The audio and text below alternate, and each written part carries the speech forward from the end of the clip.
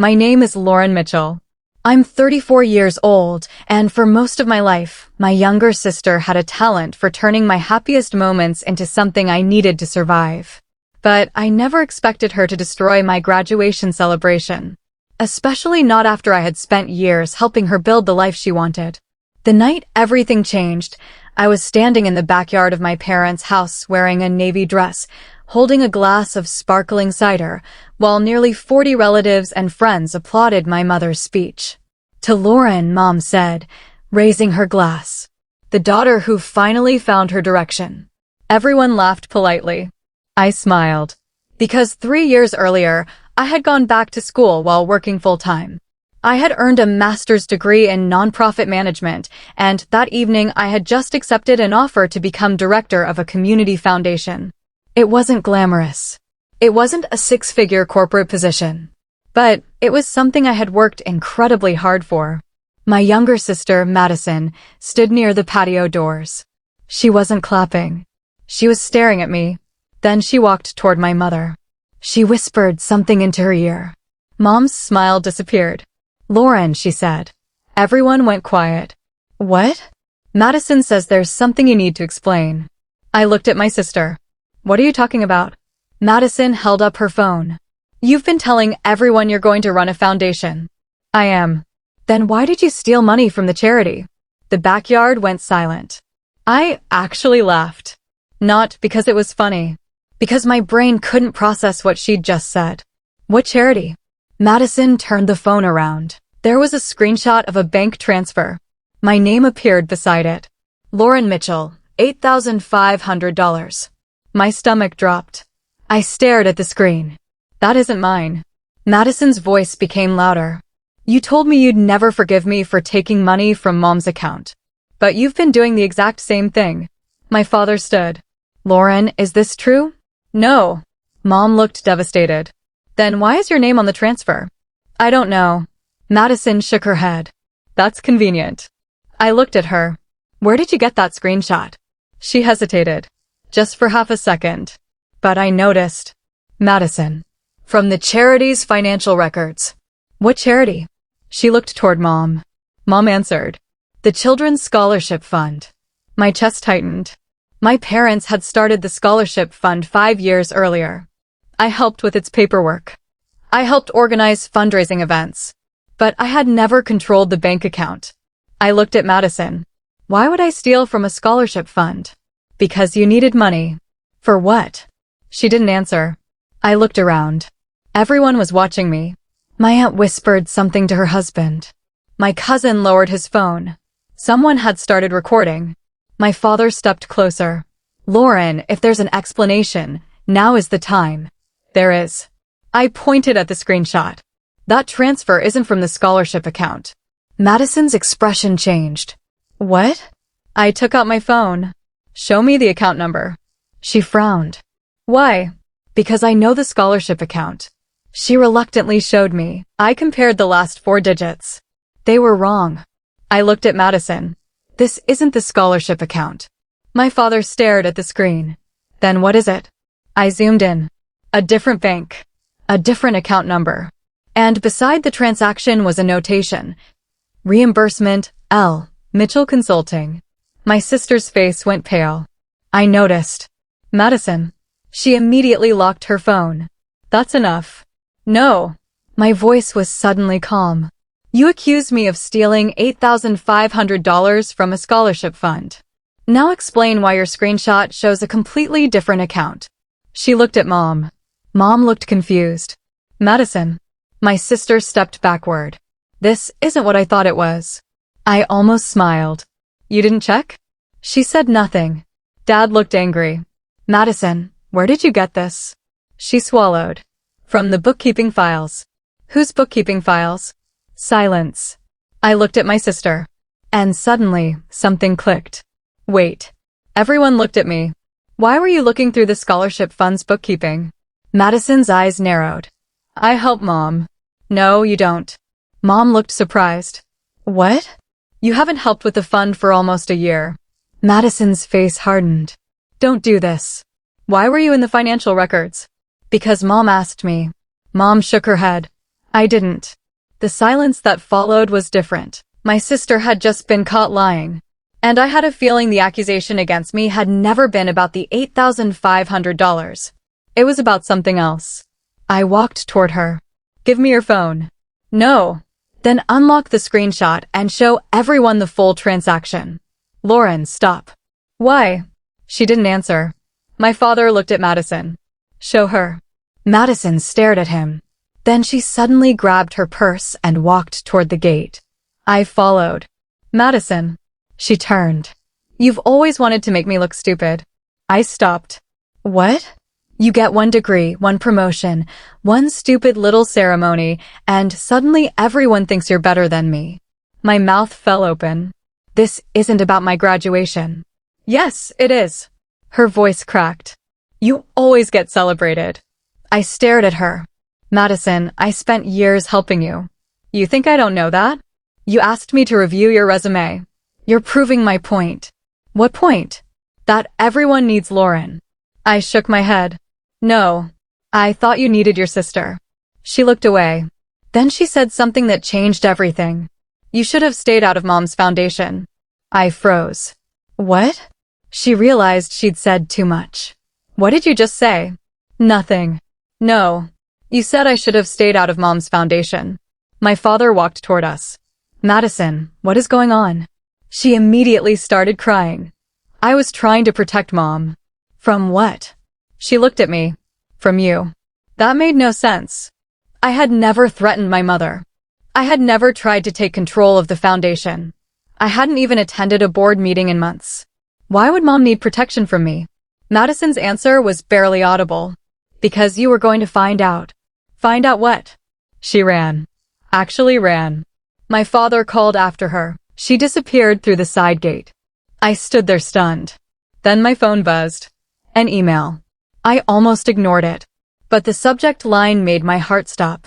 Urgent. Scholarship Fund Review. The sender was an unfamiliar accountant. I opened it. The message contained only 1 sentence. Ms. Mitchell, I strongly recommend that you do not sign anything your family gives you tonight. Below it was an attachment. A financial report. I opened it. And immediately saw my own name. Not on 1 transaction. On dozens. Payments totaling nearly $46,000. My heart started pounding. But this time, something was different. The dates. I checked them carefully. Every transaction occurred while I was working at my former job. Several happened while I was traveling. One occurred on the exact day I had been hospitalized with pneumonia. I couldn't have made them. Someone had used my identity. I looked at my father. Dad. What? Who has access to the scholarship account? His face changed. I don't know. You don't know. Your mother handles it. I turned toward Mom. She looked terrified. I don't understand. Who is the banking password? Mom's eyes filled with tears. Madison. Everything went quiet.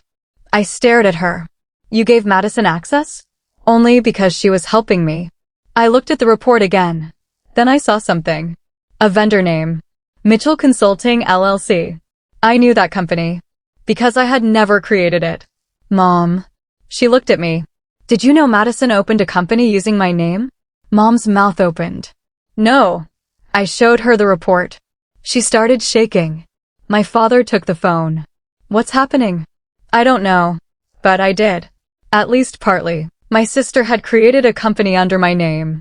She had used it to receive money from my parents' scholarship fund. And then she had accused me of stealing the same money. She wasn't trying to expose me. She was trying to make me the person responsible for what she had done. I called the accountant. He answered immediately. Ms. Mitchell.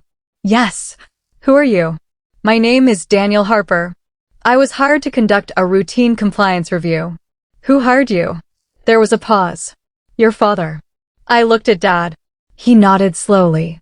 When? 3 weeks ago. Why didn't you tell me? Your father asked me to wait. Why? Daniel lowered his voice. Because he suspected someone inside the family was diverting funds. I stared at my father. Dad. He looked exhausted. I didn't know who. You suspected Madison. I suspected everyone. Then why didn't you tell me? Because I didn't want to accuse your sister without proof. I closed my eyes. And tonight, Dad looked toward the gate where Madison had disappeared. I think she panicked. Daniel continued. There is something else. What? The $46,000 is not the biggest problem. My stomach tightened. What is? The scholarship fund is missing nearly $180,000. I couldn't speak. My mother sat down. That's impossible, Daniel said. I'm afraid it isn't. My father asked. Where did the money go? Daniel hesitated. Most of it went through a consulting company. Mitchell Consulting? Yes. My mother covered her mouth. I looked at Dad. Did you ever sign anything authorizing payments to that company? No. Mom? No. Then who had? Daniel answered. Madison. My sister had been stealing from the scholarship fund. But there was another problem. The account was supposed to support local students.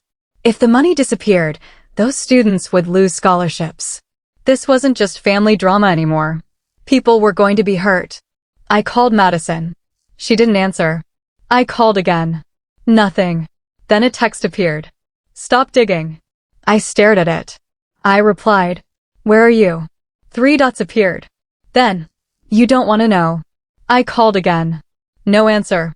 Daniel asked, Should I contact authorities? I looked at my parents. Mom was crying. Dad was staring at the floor. I knew what they wanted. They wanted me to fix it quietly.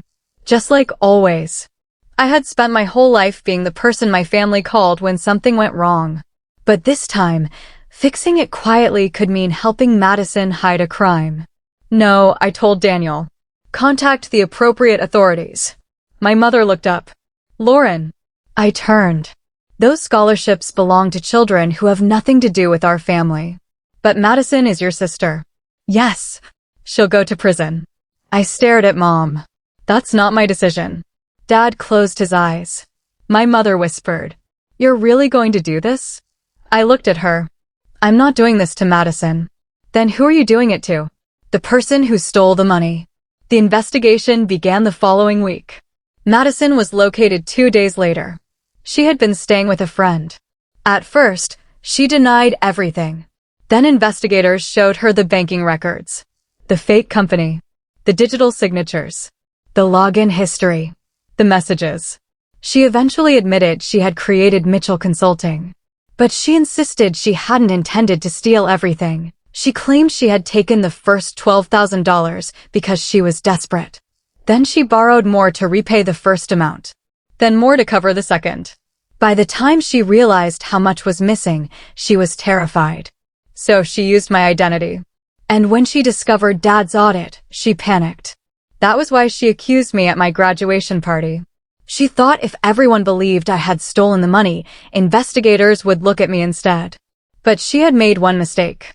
She underestimated how carefully I had learned to protect myself. The financial investigation eventually recovered much of the money. Madison faced legal consequences. My mother resigned from the scholarship board. My father stayed involved long enough to make sure the students weren't abandoned. And I accepted my new position at the community foundation. The irony wasn't lost on me. The night my sister tried to destroy my reputation, she accidentally pushed me toward the exact work I had been preparing to do. Helping people whose lives could change because someone else made a choice. Months later, Madison wrote me a letter. She didn't ask me to drop the charges. She didn't blame Mom. She didn't blame Dad. She didn't even blame me. She wrote, I spent years thinking you were the reason I felt invisible. I finally understand that I was angry because I kept comparing my life to yours. You never made me feel less important. I did that to myself. I read the letter twice. Then I put it away. I wasn't ready to forgive her. Maybe someday I would. But forgiveness wasn't something I owed her simply because she was my sister. My mother eventually apologized too. Her apology was harder. Because she admitted that she had believed Madison's accusations for several hours before asking a single question. Why? I asked. She cried. Because I was afraid the truth would destroy our family. I shook my head. The truth didn't destroy our family. She looked at me. Then what did? I answered.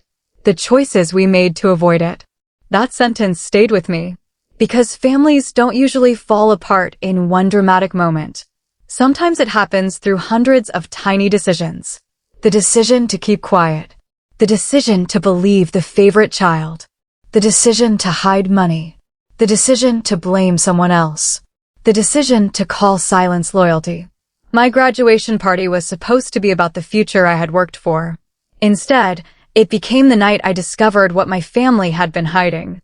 And strangely enough, I don't remember the accusation as the worst part. The worst part was realizing how easily the people I loved were willing to believe the worst about me. But I also learned something. You can love someone and still tell the truth about what they did. You can forgive someone without trusting them again immediately. And you can walk away from family manipulation without becoming a cruel person. I didn't destroy my sister's life. I didn't expose her because I wanted revenge. I told the truth because other people's futures were attached to it.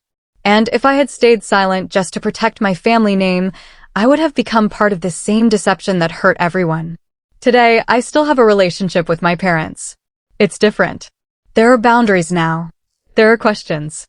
There are things we no longer pretend didn't happen. And sometimes, that's what healing actually looks like. Not pretending everything is normal, but refusing to build the future on a lie. As for Madison, I don't know what our relationship will look like someday. Maybe we'll rebuild it. Maybe we won't. But if we ever do, it won't be because I forgot what happened. It will be because she changed. And because I learned that being someone's sister doesn't mean becoming the person who carries their consequences. Sometimes the strongest form of love is allowing someone to face the truth. And sometimes the person your family tries hardest to blame is the person who finally stops the lie from spreading. So if someone you loved accused you of a crime you didn't commit just to protect themselves, would you expose the truth, even if it meant watching your family fall apart? Tell me what you would do.